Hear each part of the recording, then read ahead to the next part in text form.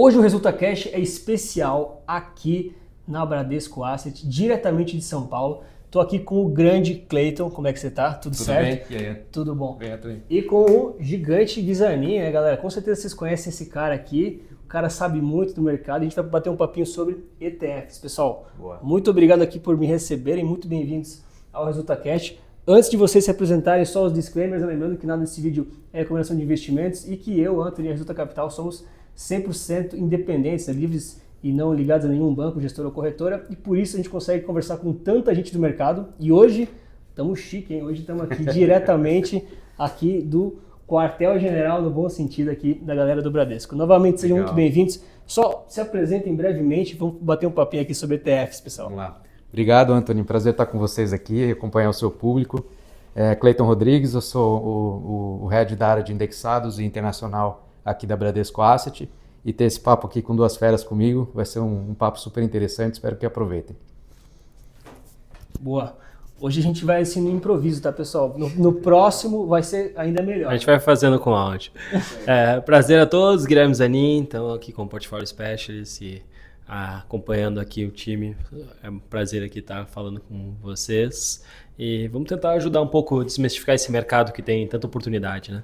Boa, boa, maravilha. Gente, vamos falar um pouquinho sobre as soluções aqui que o Bradesco tem de diferenciais e novidades aí no mercado de ETFs, mas eu quero deixar aqui muito claro, pessoal, a história aqui com o Bradesco ela é até um pouco engraçada, né? Eu não sei quem que mandou um vídeo meu pro Clayton, não sei se foi algum hater, ou algum amigo, algum inimigo, mas caiu na mão dele e depois fui, né, parece que esse vídeo subiu não sei para que diretoria aqui, que enfim, moral da história, eu fiz algumas críticas aí pro pessoal do Bradesco em relação à apresentação que eles tinham dos ETFs e o Clayton entrou em contato, a gente conversou já um monte e por acaso estava aqui em São Paulo, ele falou, não, vem aqui, vamos conversar, vou te apresentar um pouco mais aqui do ambiente e da mesma forma que eu fiz as críticas, eu também preciso deixar o espaço aqui para o pessoal se defender e mostrar as melhorias que eles estão trazendo, né, galera? Então, especificamente, eu não fiz críticas contra a instituição nem contra as pessoas, foi a forma que eles estavam apresentando os produtos, tá? Acho que podia ser alguma coisa um pouco mais clara em relação ao site, marketing, mas daqui a pouco acho que ele vai falar mais disso, lá, né? Mas vamos entender então, né? Hoje o Bradesco também tem uma área de ETFs, porque acho que a marca em si todo mundo conhece, a gente não precisa apresentar, né? Uma empresa gigantesca no bom sentido aí. E também tem uma divisão então de indexados, uma divisão de ETFs, e o público também pode conhecer isso. É isso.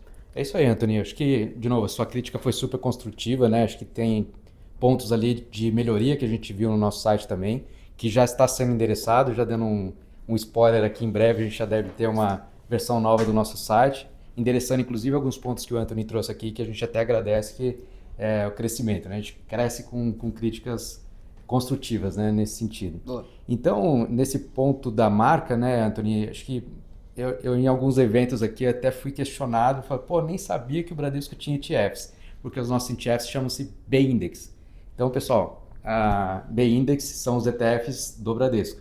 Então, quando você procurar algum ETF do Bradesco, procura B-Index, que são os ETFs do Bradesco.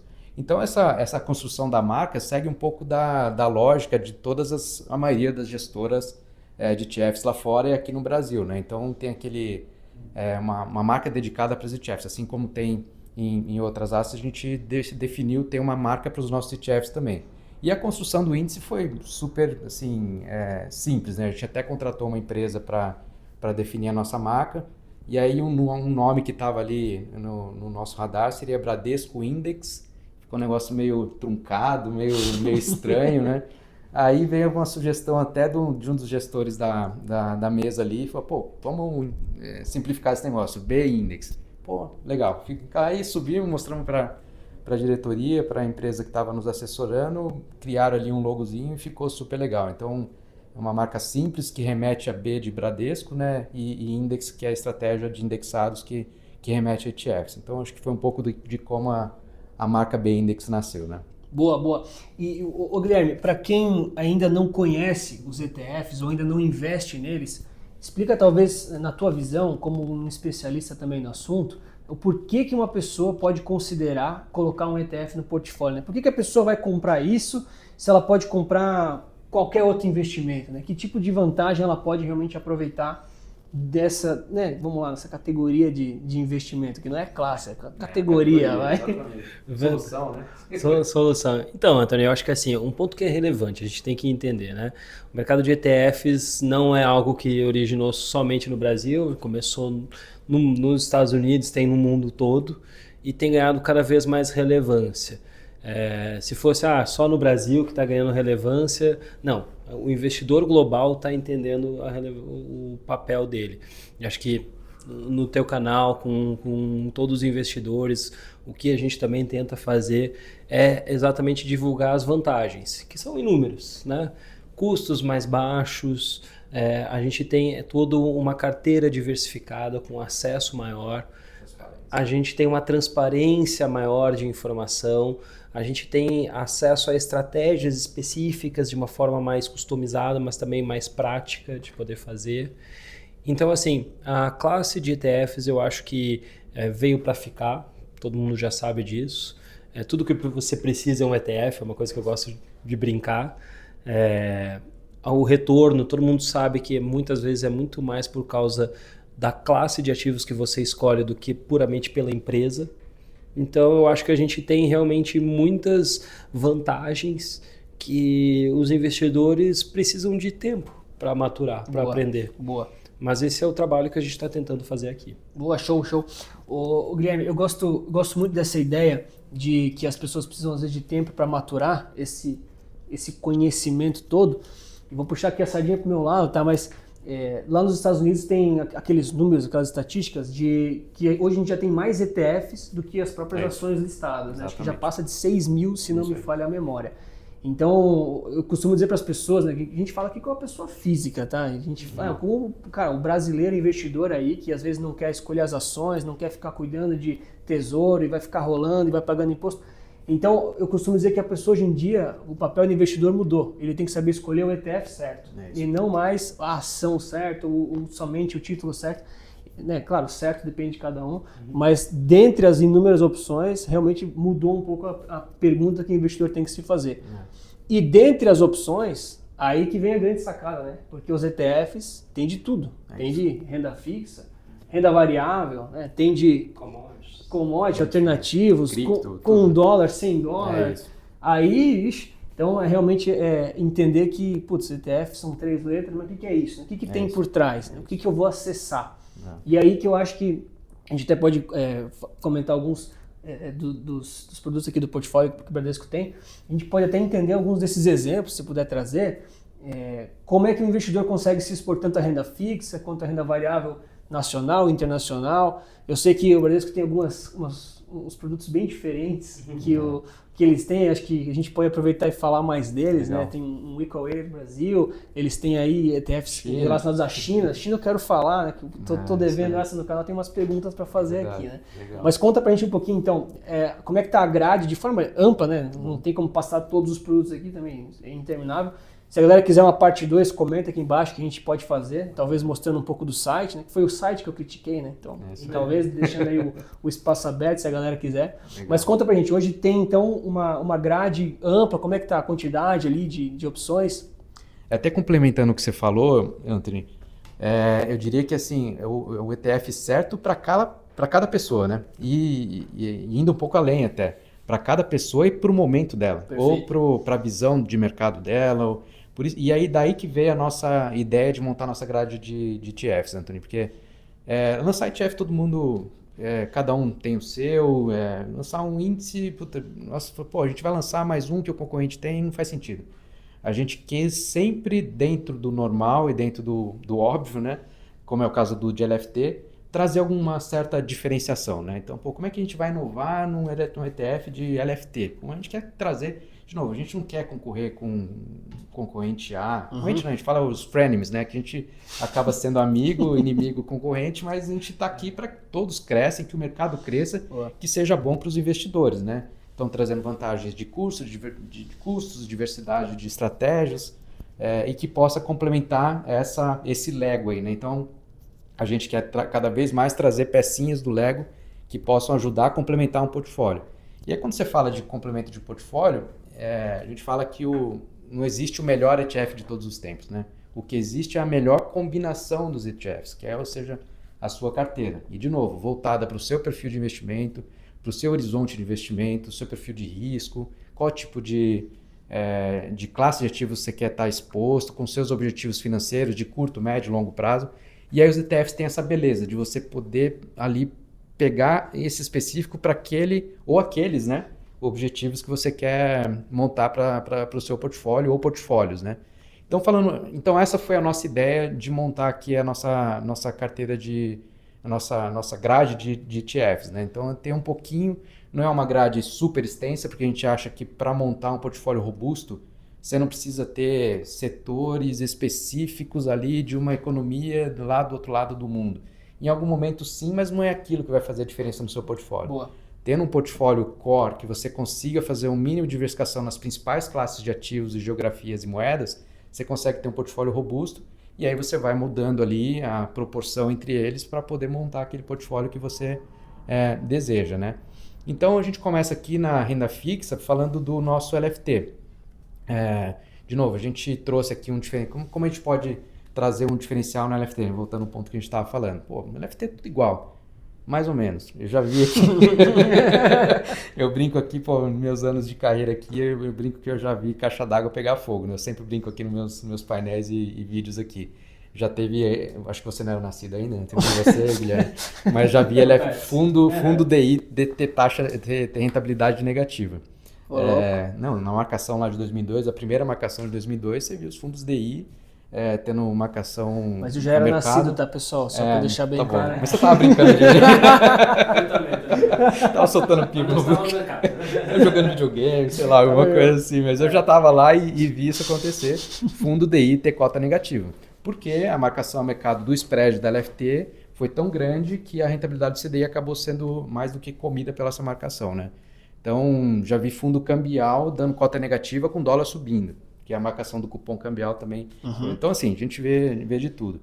Então, como a nossa ideia aqui, até demanda de alguns dos nossos clientes, principalmente institucionais e gestores de fundos de outras casas aí, de trazer um produto eficiente, com custo eficiente e com esse baixo risco que é para alocação de caixa.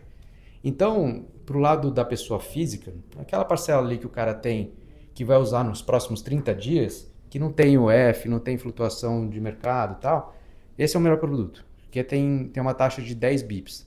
De novo aqui, a gente trouxe a ideia que não é trazer um produto para matar o concorrente ou trazer alguma coisa para fazer frente com os ETFs que tem no mercado.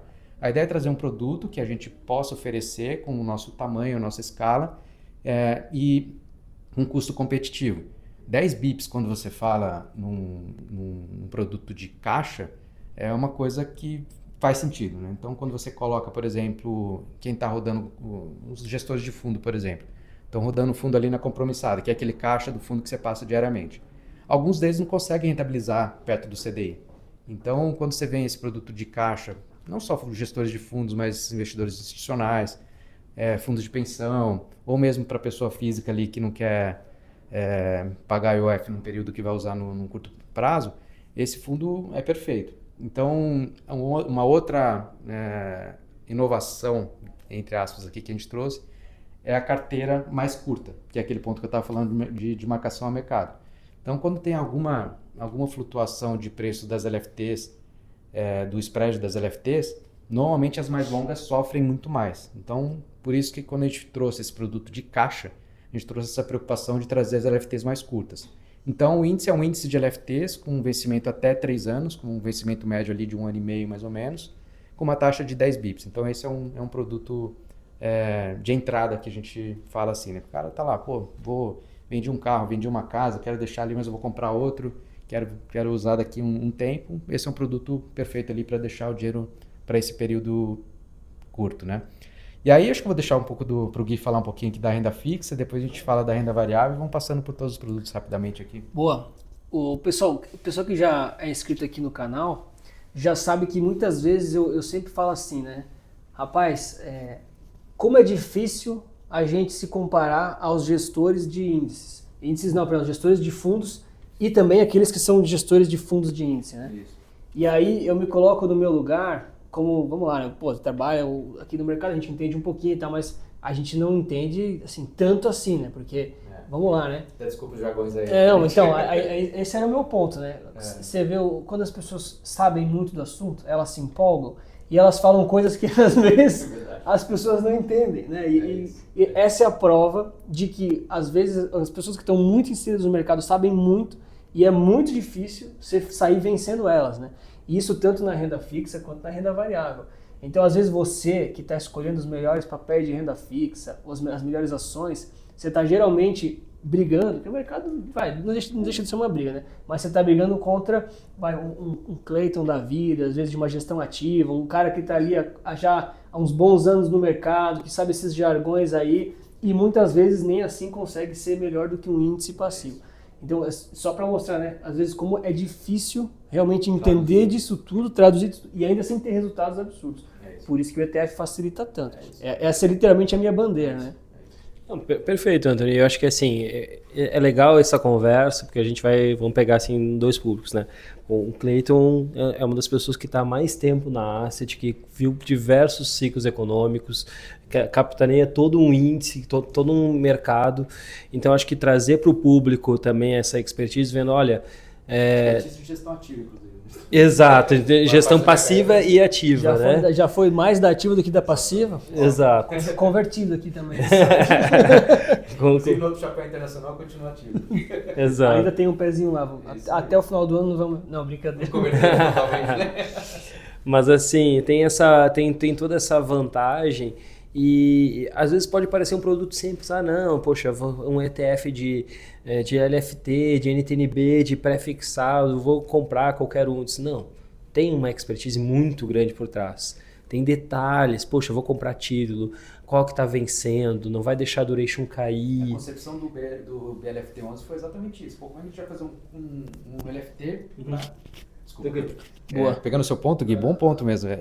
A concepção do índice do BLFT11 foi extremamente complexa. Como é que a gente vai fazer um índice que ele sim tem uma rentabilidade praticamente zero e que não sofra... ou seja, é uma flutuação de preço muito pequena, porque é o cara que vai ter caixa. Então ele não pode ter. Ele vendeu o carro ali, não pode ter nenhuma... Exemplo, né? Ele vendeu o carro, não pode ter nenhuma flutuação de ele correr o risco de comprar um carro pior do que ele vendeu, né? Boa. Não, tudo certo. Então... Para as pessoas, acho que fica aquela mensagem, né? Primeiro que renda fixa não é fixa, nem mesmo a renda fixa do CDI é tão fixa assim, né? Ainda assim, você pode ter volatilidade, eu comprei um CDI. Não, mas veja lá, né? Dependendo ali do vértice, se é muito longo. E aí, o que eles estão dizendo? Tentando traduzir aqui, né, pessoal? Por favor. Mas eles se atentaram para tentar criar, né, um índice, um produto mais estável e seguro possível. É isso que vocês estão falando no final das contas. Né? Exato. E aí a gente tem também na grade, né, para tentar fazer toda essa parte mais completa, ter um produto, que acho que todo o time pensou muito bem, que é as outras classes principais de renda fixa do Brasil. Boa. Né? E a gente está falando de ativos pré-fixados e ativos atrelados à inflação. Né? Então, a gente já começa quando a gente destrincha isso, já tem 3 níveis diferentes. Mas, por exemplo, a gente pode pegar uma NTNB. Existem vencimentos curtos e vencimentos longos. E a gente também precisamos ter um ETF que possa dar uma exposição mais curta ou mais longa para o investidor de novo, um bom detalhamento de quais são os produtos, qual que é a melhor duration para a carteira, qual que é o melhor risco que a gente vai fazer, como que a gente vai fazer as melhores operações, casando com o leilão do Banco Central, por exemplo. Então, são muitos detalhes que para o investidor a vantagem facilita. Ele não precisa pensar em tudo isso, ele só precisa pensar na tese macro. Então, principalmente na nossa grade hoje, a gente tem então ativos pré-fixados, que é o BLFT, tem o BPRE... Desculpa, pós-fixado, verdade.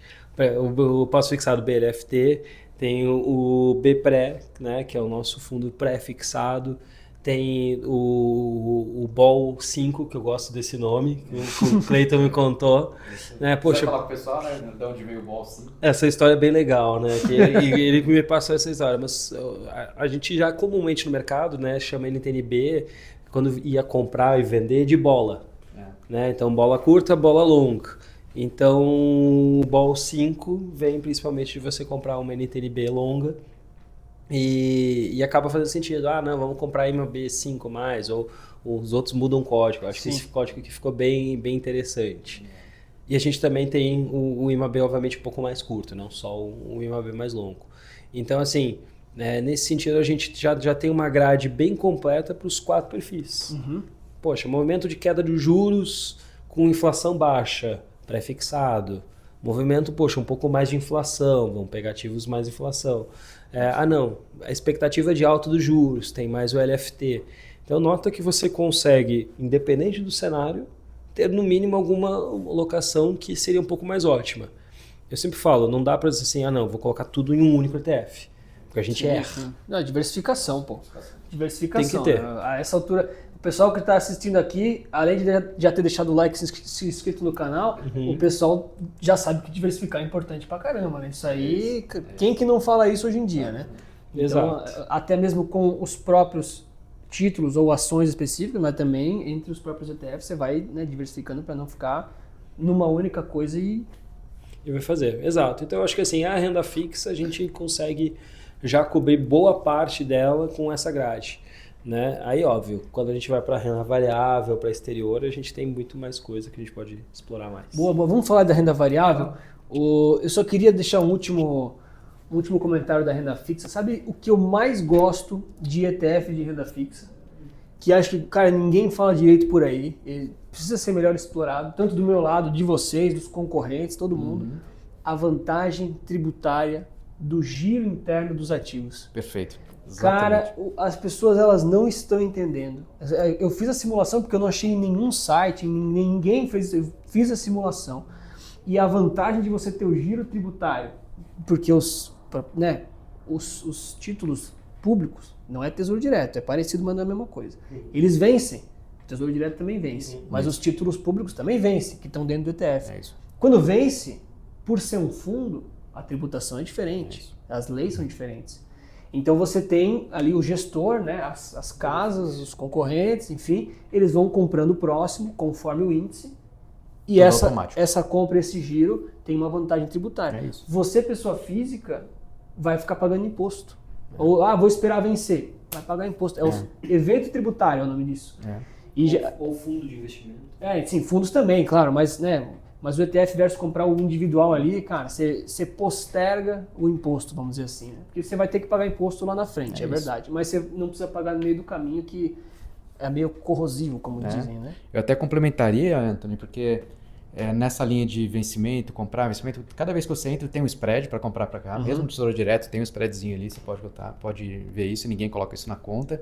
E também o imposto sobre os pagamentos de cupom. Sim. Então, quando você recebe os cupons, você tem o risco ali, não o risco de revestimento, porque no ETF também tem, mas você tem que pagar o imposto, tem o trabalho operacional de comprar de novo a B, e às vezes fracionada, que você não consegue ali comprar. Exatamente. Então, assim, o gestor, na nossa vida ali, o dia a dia, é exatamente essa.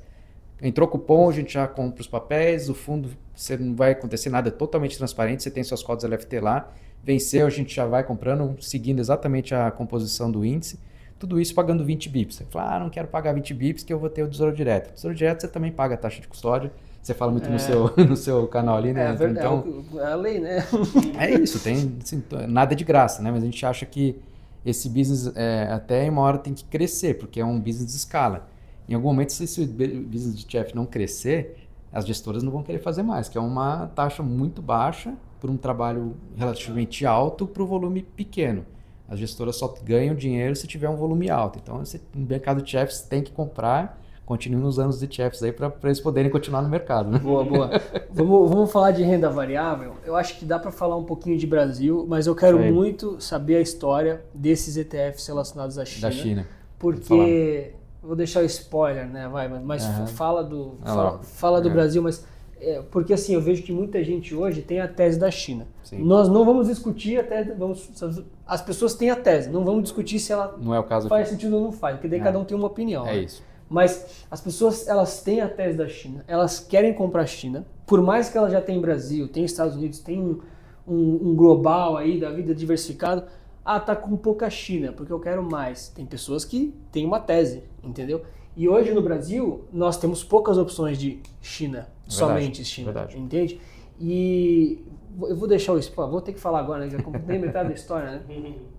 A primeira vez que eu fui na B3, se eu não me engano, foi o dia do Ring the Bell desses dois ETFs, 27 de maio do ano passado. Exatamente, caramba, isso mesmo, é verdade. Deixei pra que falar legal. aqui no podcast. Pô, cara. que legal, Antônio. Não, eu lembro. Legal. Foi a primeira vez que eu fui lá, eu fui inclusive só no museu, tá? Só naquele museu que lá, bacana. depois daí eu fui várias vezes.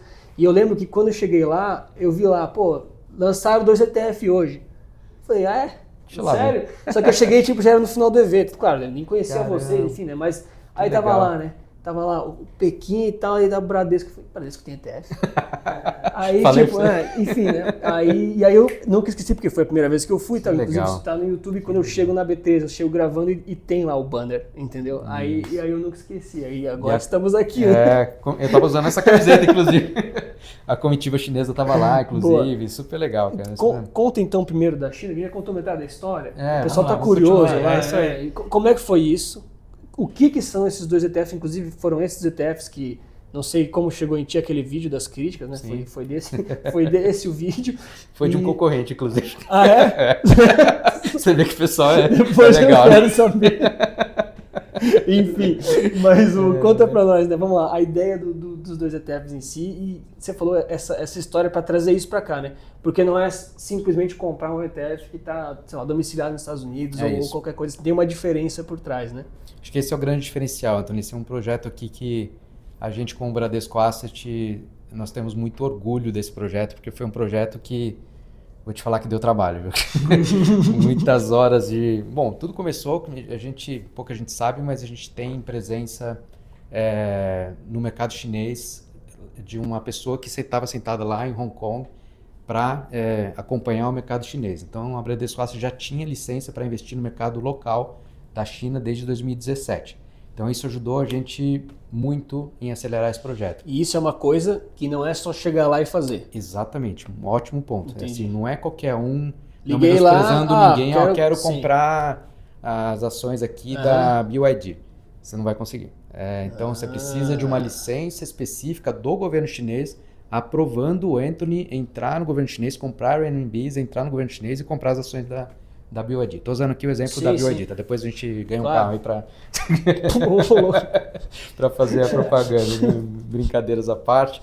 Mas é isso, exemplificando aqui um número que é bem comum aqui, todo mundo vê nas ruas e eu brinco aqui que a China tá no nosso dia a dia, que se olhar qualquer lado aqui, você vai ver coisas que foram fabricadas na China, então a China acaba sendo uma tese de investimento global, né? Ela está em todas as cadeias de produção, nas economias e por aí vai. Então, qual que foi a sacada desse projeto, né? Então, o governo chinês, os investidores chineses, existe a necessidade de ter ampliar os horizontes de investimento além da China. Então, o governo chinês, para os investidores chineses também investir fora da China, também existe uma licença, que chama QD e QFII, uma de lá, outra de cá. Né?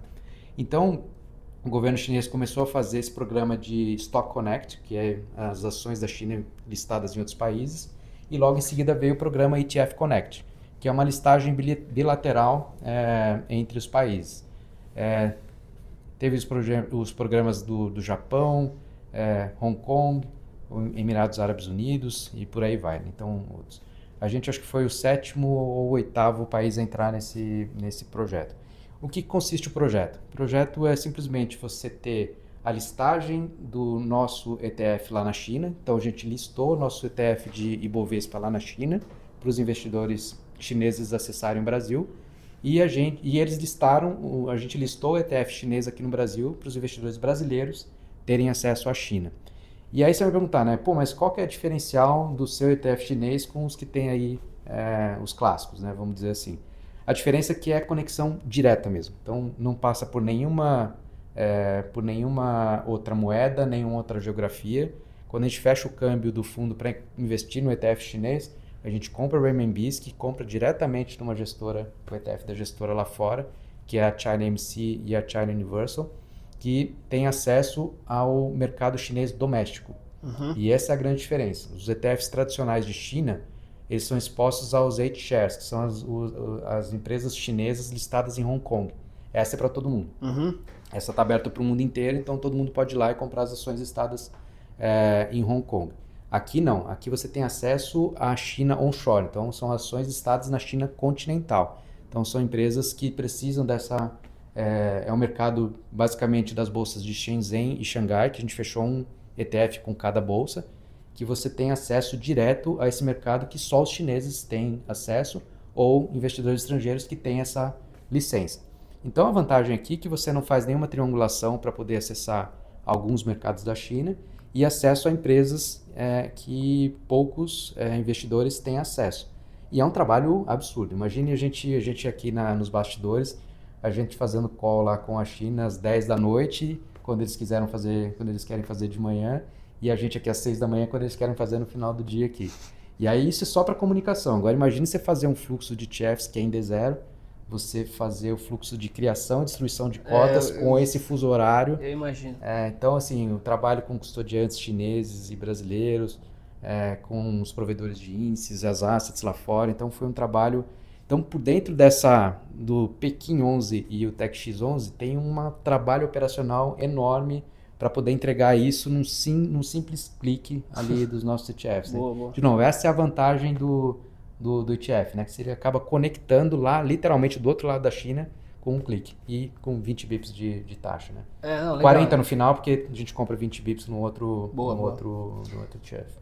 Assim, a pessoa física, para ela fazer isso, imagino que beire o impossível, né? Vamos assim, eu não falo que é impossível, porque, né? Não, mas... só complementando, não só pessoa física, mas investidores profissionais. A gente tem vários investidores, gestores de fundos que querem... Institucional mesmo. Gestores de fundos mesmo, fundos multimercados que a gente tem no fundo, que querem ter acesso a essa tese de China. A gente vai falar um pouquinho das duas teses, que compram o ETF para ter acesso, porque o fundo não tem acesso lá à coisa. Então, basicamente... O que o Bradesco conseguiu fazer foi providenciar um acesso a um mercado que é praticamente, não vou dizer exclusivo, mas um pouco mais fechado, né? Um pouco mais seleto, aqui aspas, né? E aí colocou duas opções, CSI 300, ou em chinês eu não vou conseguir falar, né? Estou aprendendo, não, nem que é o Pequim 11 e o Chinext. Aqui, Anthony, acho que foi um outro grande acerto que a gente teve aqui de selecionar as duas estratégias, né? E o timing também. Então, a gente lançou essas duas estratégias para fazer uma analogia ao investimento nos Estados Unidos. Então, nos Estados Unidos, os grandes maiores índices são o S&P 500 e o Nasdaq. O S&P 500 são as 500 maiores empresas, mais estáveis dos Estados Unidos, e o Nasdaq são empresas de tecnologia para quem procura crescimento, né? Então, as empresas que estão no edge ali estão naquela fase de rampar o crescimento, que o cara que está procurando mais crescimento. Tem mais volatilidade, obviamente, tem mais risco, mas é aquele cara que quer growth. Então, o cara que quer growth, que quer crescimento, ele vai, desculpa os jargões aqui, é inevitável, certo. Cara, é inevitável. São 30 anos fazendo isso. O pessoal entende. O pessoal entende, exatamente. É verdade, né? Se gostaram do fundo aqui, ó, o pessoal separou a sala especial aqui, pô. Então, a gente quis trazer a mesma história, as mesmas duas opções do mercado chinês. Então, o CSI 300, ou CSI 300, é aquele índice mais amplo da China. Então, esse índice ele traz ali as 300 maiores empresas da China continental, que são empresas mais estáveis, mas com nível de crescimento ali até na margem um pouco menor, mas são aquelas empresas que, de fato, estão mais estabilizadas, para aquele cara que quer um pouco menos de risco. E do outro lado a gente tem o TechX11, que é o Nasdaq da China, que aí são empresas de tecnologia, aqueles setores emergentes. E aqui a gente brinca que assim, é a tecnologia da China suportada pelo governo chinês, porque esse índice ele segue os setores da economia que o governo de fato está dando suporte. Então a gente brinca que sim, se der ruim é porque o governo chinês deu ruim, porque ele vai suportar ali aquelas empresas que ele julga estratégico para o crescimento da China ao longo de décadas. Então, tecnologias emergentes que a gente está vendo aí, que estão aparecendo, de novo, usando aqui carros elétricos, biotecnologia, telecomunicações, todas essas... Depois a gente pode fazer até um mais específico ali para falar da China, dessa tese chinês. Todas estão nesse índice. E aí, por que eu falei que o timing foi muito bom? Que a gente pegou o DeepSeek Moment ali. Então, a gente lançou em maio de 2024, 2025, como você falou. Foi logo quando estava sendo lançado ali a história de inteligência artificial da China, que foi o DeepSeek. Então, a gente pegou o fundo ali subindo, pegando essa onda da inteligência artificial da China. O fundo está com mais de... Baixa na madeira aqui. Está com mais de 50% de retorno desde o lançamento, nominal. Que é fruto disso, né? Então, um pouco da diversificação das empresas de tecnologia nos Estados Unidos, aqueles investidores que querem ter um pouco de exposição à inteligência artificial da China e outros setores também mais emergentes, né? E remete também àquela dúvida que os investidores têm, né? Pô, será que as empresas americanas estão muito caras já? Então, Sim. diversificar um pouquinho... As pessoas perguntam muito isso. É por isso que eu disse da tese no início desse papo aqui. Pô, Estados Unidos está caro. O Brasil, 200 mil pontos, vai ter a festa agora. Tá, mas e a China? Tem muita gente que quer realmente, né, entender mais. E aí são teses e teses, mas acho que o papel das gestoras, né, é colocar as opções para o investidor avaliar. Por isso que eu digo, o papel do investidor é encontrar o ETF certo. Para ele ver o que realmente faz sentido, o que não faz. E aí, entre essas duas opções, né, você pode moldar. Não, quero mais crescimento, quero mais... pancadaria na veia mesmo, então vai para o Tech X11. Ou você quer uma tese mais estável, vai para o Pequim 11, que é... Duas perguntas difíceis agora, Claro. que agora que eu fiquei curioso. Tá? A primeira eu sei que o pessoal vai perguntar, mas a segunda, a primeira, tem sobreposição entre os dois ativos? Alguma coisa tem. Alguma tem porque as 300 maiores empresas podem também fazer parte desses setores de tecnologia. Mas não é muito. Não é tanto quanto um S&P e um Nasdaq. Exatamente isso. Essa é a pergunta que a pessoa vai se fazer. Aliás, muito boa pergunta. Claro. E a segunda então, beleza, tem duas opções, uma está exposta ao mercado um pouco mais amplo e a outra um pouco mais focada em tecnologia, ok? Mas em relação ao câmbio, eu sei que essa dúvida você aí do outro lado. Cara. Ótima pergunta, né? Aliás, o seu público aí trazendo boas perguntas. Como se o dólar cair ou subir, né? O que muda, o que não muda, digamos assim, né? Explica para nós, porque dependendo de como é que você acessa a China, às vezes você passa pelo dólar, isso pode influenciar em custo, volatilidade ou até resultado da cota, né? Enfim. Até o sistema de pagamento que a gente usa é direto com o mercado chinês, né? Então, direto à sua pergunta, não tem exposição ao dólar. Lembra que eu falei que quando a gente faz o câmbio, compra direto o RMB? Sim. Então, quando você compra o ETF de China, você está tendo exposição às empresas, à variação das empresas chinesas, mais o RMB. Sim. Então, nessa tese de diversificação que a gente estava falando agora, esse fundo entra perfeito, porque você tem uma diversificação geográfica, setorial, de moeda e uma empresa e uma disposição global, né? De novo, porque as empresas chinesas estão inseridas em praticamente todos os países, já é um play de economia global, né? Não, acho que excelente. Enquanto o Gui faz as ponderações dele, eu vou até ter que rever lá o meu vídeo da análise dos dois. Talvez nem eu consegui chegar nesse detalhe de informações, mas acho que agora está um pouco mais esclarecido, né? A gente dá oportunidade para o pessoal explicar melhor também, né? Não, e Antônio, eu acho que é legal o seguinte, tem duas coisas que são bem interessantes nesse produto, tá? Primeiro, em termos de ativos, uma vez a gente até conversou sobre isso, né? Por exemplo, no CSI 300, né? Tem algumas empresas estatais que por exemplo, a maior hidrelétrica do mundo. Que é as famosas Três Gargantas. Aquela que mudou a rotação da... Exatamente. É isso que eu ia comentar. Então, assim, a gente fala de Itaipu, lá tem 3 que dizem que impactam na rotação do país. E, de novo, olha o tamanho do mercado. A gente está falando, e eu sou particularmente um grande fã da tese China, né? A gente está falando da segunda maior economia do mundo. E que, assim... Quando falo de tecnologia, principalmente no segundo case, ontem mesmo eu estava vendo, né, não sei se vocês gostam de acompanhar, gosto de ver o Serjão do SpaceX, né, que ele fala sobre os foguetes. Serjão Foguetes, pô. Exato. Eu assisti a transmissão dele da volta da Artemis, né? E ele comentando Artemis e tudo mais, ele disse, cara, a China está a 2 passos à frente do Elon Musk. E a gente está falando do Elon Musk o que está falando. Existe muita coisa que a gente não sabe, que não está acostumado no nosso dia a dia. Inclusive aplicativos, por exemplo, a gente está acostumado com um aplicativo mais clean, mais Apple, onde você vê um botão gigante, onde você faz uma coisa que vai para outra, que vai para outra. O chinês, ele tem uma cultura diferente. Então o aplicativo dele tem 30 coisas. Ele no mesmo aplicativo ele está conversando com uma pessoa, os super apps. No outro, ele está pedindo um Uber e está fazendo compra no supermercado, no mesmo. Então, eu acho que assim, tem muitas vantagens que às vezes a gente não sabe, principalmente com relação à diversificação, que eu acho que a gente tem que aproveitar. Assim, Guilherme, exposição estrutural, poxa, assim como o Brasil, é uma posição que a gente tem estrutural, ok. Estados Unidos tem que ter, e China, por mais que tenha questão, óbvio, tenho dúvidas, tenho incertezas, mas, de novo, a gente está falando da segunda maior economia do mundo, com um dos maiores investimentos em tecnologia do mundo. Dizer assim, que eles vão ficar para trás, eu acho que é difícil. Eu acho que a gente tem oportunidade, assim como o Brasil deu oportunidade, eles também vão dar oportunidade e outros mercados também. Boa, boa.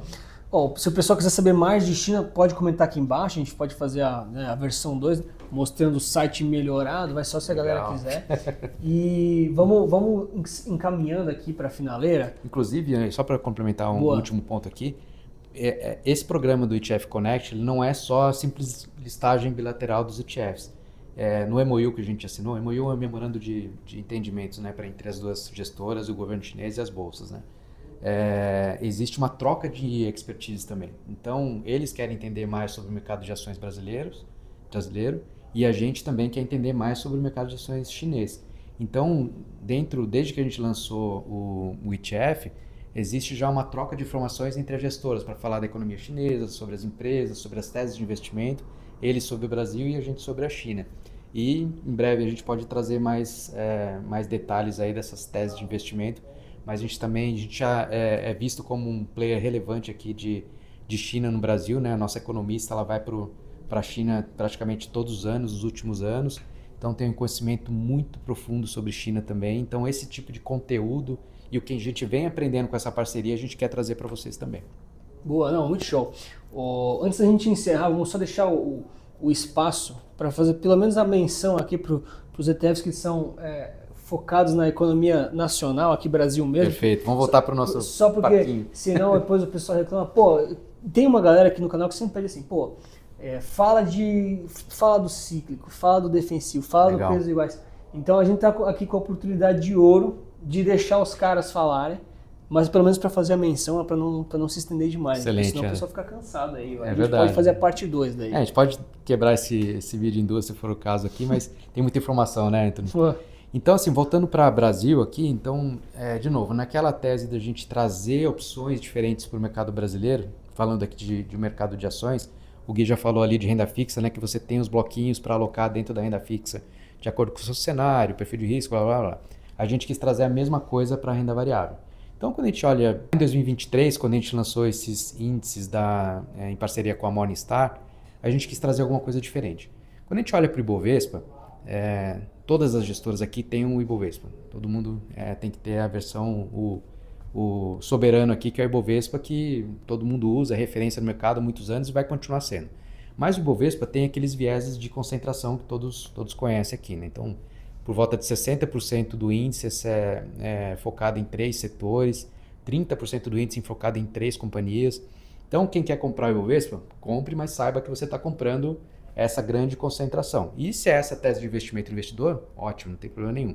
O que a gente quis trazer foi alguma coisa diferente dessa alocação, para complementar a oferta de opções para você investir no mercado brasileiro. Então você tem as clássicas lá, o small cap, você tem dividendos, aquela coisa toda. Cara, não vamos lançar um outro de small caps, não vamos lançar um outro de dividendos. No futuro a gente já pode até ter, mas a gente queria trazer alguma coisa diferente, né?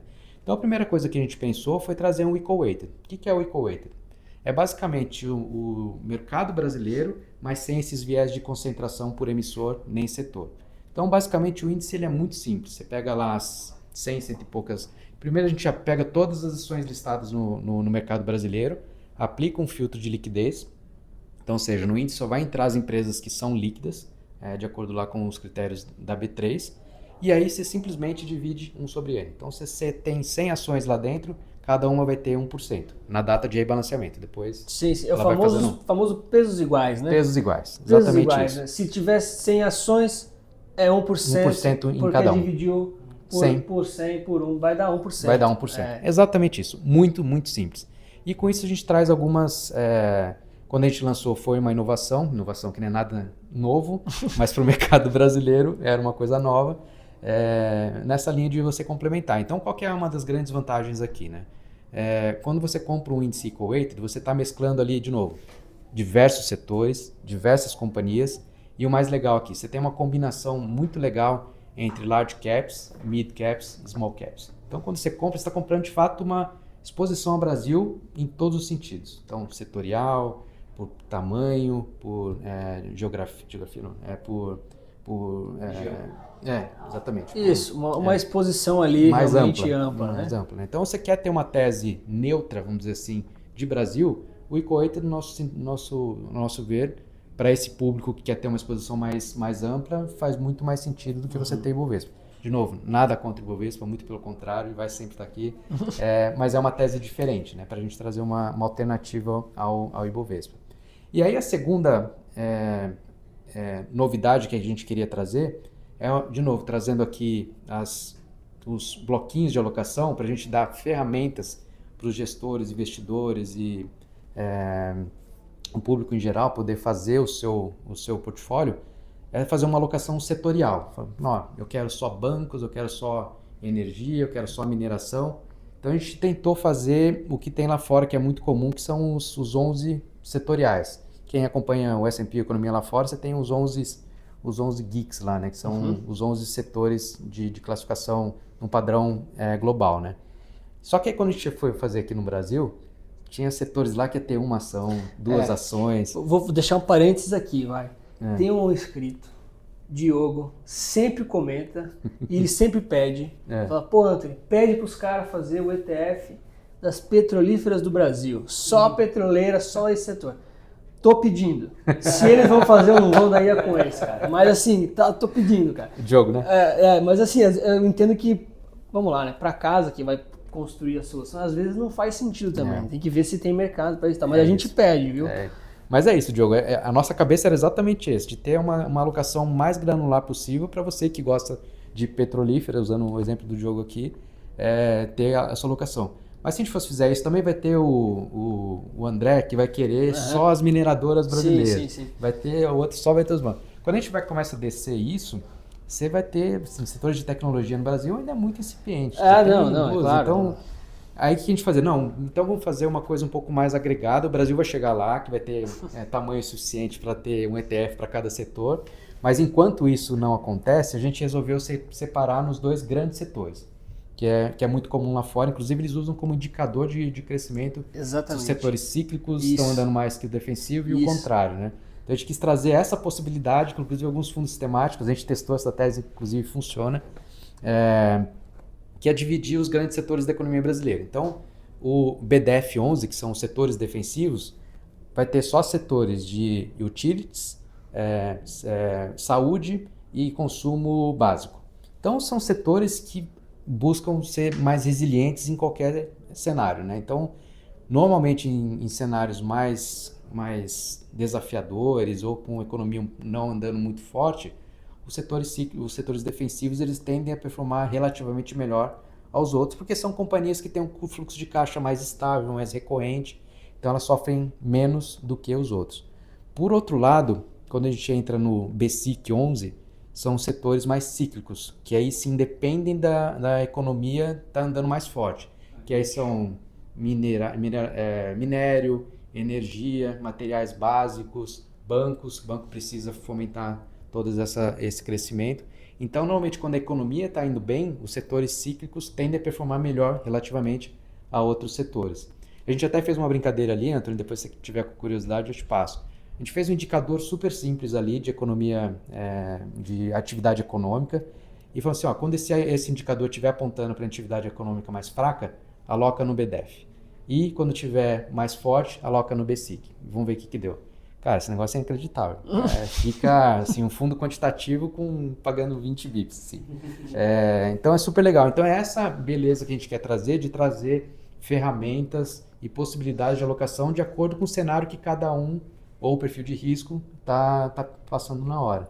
Então acho que essa foi a nossa ideia. Então, de novo, o BDF ano passado, que os setores de utilities foram super bem, foi o segundo melhor por outras dito por uma outra casa de análise de ETFs, foi o segundo melhor ETF do ano. De novo, não é porque ele vai ser sempre, mas para aquele ano onde os setores de utilities andaram melhor, ele cumpriu o papel. Boa, não, eu acho que para finalizar. Boa. Na parte também do momento, que eu acho que é legal, né? Isso aqui eu falo. Eu acho que a gente também tem um ETF que pega uma estratégia que é muito famosa nos Estados Unidos, que BMT11, que é um produto, principalmente que busca empresas que estejam crescendo. Mas assim, não é só preço crescendo, né? Tem fundamentos também por trás crescendo. A gente viu isso nos Estados Unidos e as pessoas acham, Momentum é só comprar tech. E não necessariamente. Tem muitas empresas no Brasil... Exato, se tech está indo, está no momento, beleza. Se não está, tem outras oportunidades. E essa estratégia há muito tempo se fala, poxa, investidores de valor há anos estão sofrendo, enquanto os de momento normalmente têm se beneficiados. São momentos, igual cíclico, não cíclico. A gente tem essa estratégia, eu acho que no Brasil também todos os backtests demonstraram que ela tem um resultado e que apresenta uma performance e de novo, a gente não está inventando a roda, a gente só está trazendo algo que já tem muitos estudos que são comprovados que tem bons resultados lá fora. Eu sempre falo, o momento é uma estratégia que eu sempre lembro de um case que eu gostava de acompanhar bastante, que é a NVIDIA. É assim, é uma empresa que todo mundo fala, olha, a preço está caro, está subindo, está crescendo, mas sempre com momentum, sempre, caro, né? Sempre indo. Isso em 2017. Exatamente. Aí foi 2019, 2020, teve uma época que eu estava na análise, depois vai para a gestão, e a empresa cada vez mais cara, mais cara. E aí, recentemente, conversando com um familiar meu avô, perguntou, e essa tal de NVIDIA? E aí eu pensei assim, cara, olha como, na verdade, o momento, que é uma questão mais psicológica, a gente tem que entender que é o seguinte, que o mercado, ele propaga informações em velocidades diferentes. Boa. A gente está conversando aqui, já tinha analista que já olhou várias outras estratégias há muito tempo atrás. Sim. Mas de repente vai entrar no público e esse vídeo vai estourar e todo mundo vai querer comprar o Pequim, porque de repente começa a ganhar espaço. O momento é a mesma coisa. Então a velocidade de propagação diferente vai fazendo com que as empresas também, mesmo que elas já tenham de repente subido bastante, o momento dela continue. Boa. O resultado dela continue. Então acho que a gente consegue agregar valor e principalmente, algo que a gente não falou desde o início, mas aqui eu vou usar o espaço para defender a nossa casa. A gente é muito barato. Tá? Nossos ETFs, vocês vão olhar... O B do bem de de barato. Mas exatamente. Bem de de barato. Bom de barato. Teria que ser bem. Então, assim, a gente... É uma estratégia do banco de posicionamento. Não necessariamente assim, não, poxa... Óbvio, tem muitos fundos e outras formas de a gente obter performance que para a ação relevante. Mas a gente acredita tanto nesse mercado e acredita tanto no potencial que diz assim, ok... Existe um custo, mas a gente vai ser muito competitivo. E aí, quando o cliente vai ver, poxa, o Ibovespa ou o LFT, poxa, é quase a mesma coisa. No detalhe é diferente. É óbvio, detalhes importam. Mas no frigir dos ovos, detalhe diferente e um custo menor. Uhum. Então, eu acho que isso é uma vantagem. E custo é importante, principalmente quando se fala de ETF, né? Mas a gente quis trazer algo mais, né? Trazer sofisticação com um custo acessível. A gente falou aqui do momento, China, que tem uma baita sofisticação ali por trás, esses setoriais. Então, acho que essa... A gente não quer se posicionar como os ETFs mais baratos do Brasil. Não, muito pelo contrário. A gente quer se posicionar como os ETFs melhores, mais sofisticados e com custo acessível para os nossos investidores. Boa. Eu faço sempre um bate-bola aqui na finaleira. Não precisa explicar muito, tá? Tá bom. Vamos lá. Vou perguntar para ti. 3 ETFs para o pessoal estudar em casa depois. E aí depois eu pergunto a visão dele de uma outra coisa. BLFT11, TechX11 e Ouro 11. Bom, maravilha. Ô Gui, e para finalizar, tua visão hoje sobre o mercado de ETFs no Brasil e o que você espera disso tudo, se é só uma moda passageira e assim por diante. É uma tendência estrutural. Acho que tem mudanças que acontecem no Brasil que a gente sabe que vão continuar acontecendo. É óbvio, como tu bem comentou, tem uma velocidade de propagação. Acho que, felizmente, quem está acompanhando aqui, quem acompanha os conteúdos, quer aprender mais e, felizmente, isso vai acontecer. E tem pessoas que vão aprender daqui a 1, 2, 5 anos. Exatamente. E tudo bem, a gente faz parte da curva de aprendizado. Mas eu acho que o investidor brasileiro, principalmente nos últimos anos, com o advento da tecnologia, ele está ficando mais preparado. E junto com isso, é natural. Os ETFs todos os indicadores estão fazendo. A Bolsa apresenta resultados. A Bradesco apresenta um investimento nisso. Então, assim, não é algo que assim, você pode dizer, é passageiro. Eu acho que todo mundo concorda que esse é um movimento que veio para ficar. E a gente tem que aproveitar que vão ter oportunidades. E quem puder, obviamente, chegar e beber água limpa, vai se beneficiar mais. E o tempo, né? O tempo não volta, né? Depois de 5 anos investindo em coisas, às vezes, que são mais caras, ou que você tem que gastar muito tempo para fazer a seleção, cara, tudo bem, você também pode ter bons resultados, mas, cara, são 5 anos de economia de tempo, custo, desgaste, estresse, vida e assim por diante, né? Eu sempre olho nesse sentido. E o que a gente fala, né? A gente brinca aqui, que depois que você começa a usar ETF, você não volta atrás. Eu mesmo era usuário do Tesouro Direto, continuo respeitando o Tesouro Direto, até porque os ETFs compram títulos do Tesouro, mas num formato muito mais eficiente, como a gente comentou aqui no início, né, Anthony? E assim, olhando para o desenvolvimento de ETFs no Brasil, se a gente olhar para o copo meio vazio, representa ainda 1%, menos de 1% da indústria de fundos no Brasil, enquanto lá fora já é quase 20%, né? Sim. E como você falou, tem mais ETF do que ação listada lá. Mas se a gente olhar o copo mais cheio, é uma indústria que dobrou nos últimos 2 anos em ETFs, em número de ETFs e patrimônio. Então a gente está vendo os últimos 50 bi, a gente levou 2 anos para crescer. Os primeiros 50 bi levou 20 anos para crescer. Então, se a gente continuar nesse crescimento exponencial que a gente está vendo nos últimos anos aí, a gente vai chegar lá no famoso 1 trilhão. Boa, não, o famoso 1 trilhão, não, tô sabendo já. Assim, pessoal, comentem aí, né, o que vocês acharam. Quais são os ETFs da Bradesco Asset que vocês querem saber mais? Quais vocês querem novos? Né, se a gente quiser. Quais novos? Eu vou sugerir 2 aqui no final, vai. Se querem uma parte 2, eles mostrando lá o novo site, quando ficar pronto, porque essas foram aquelas críticas iniciais, né? Para quem não pegou ainda, a ideia aqui era justamente mostrar o outro lado da moeda, como as coisas também estão melhorando. Só para isso, o bom é que a crítica é no site, não os ETFs. Exatamente. Então a gente tem facilidade. Né? Falei. Os ETFs são muito bons, pena que o site não... Falei e repito, né? Ainda mais porque é aquilo que eu já disse aqui em off, né? Cara, quando a gente olha o tamanho do Bradesco, a gente espera uma apresentação ao seu nível, né? Não é a gestora da esquina que foi criada semana passada, cara. É só isso que você aí de casa e eu também, a gente indiretamente exige. Exigir não dá, mas indiretamente você espera, né?